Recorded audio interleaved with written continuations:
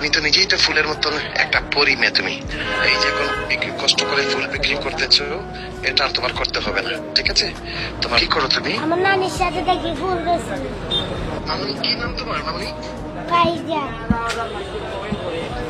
আচ্ছা, তুমি ভালো আছো?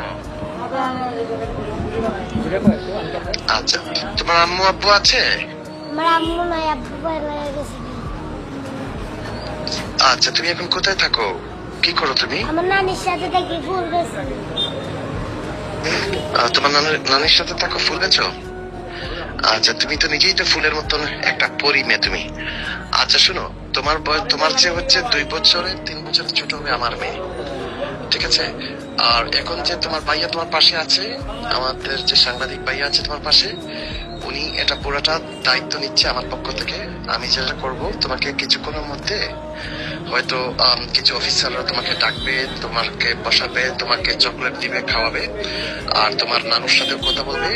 এবং ইনশাল্লাহ যদি আল্লাহর হুকুম হয়, আমি তোমার যাতে তুমি এই কষ্ট আর না করতে পারো, এই যে এখন কষ্ট করে ফুল বিক্রি করতেছো, এটা আর তোমার করতে হবে না, ঠিক আছে?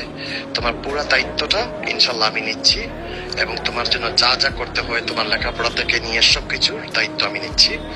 এবং তোমার নানিকেও সহযোগিতা করব, তোমাকেও সহযোগিতা করব। আর আমি চাই না যেন আমার মেয়েটা আর এইরকম কষ্ট করে, কারণ আমাদের সমাজটা যত সুন্দর, আমাদের সমাজটা হচ্ছে ততটুকু নোংরা, বুঝতে পারছো?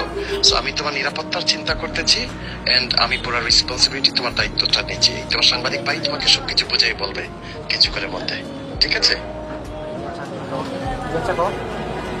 দেখছে।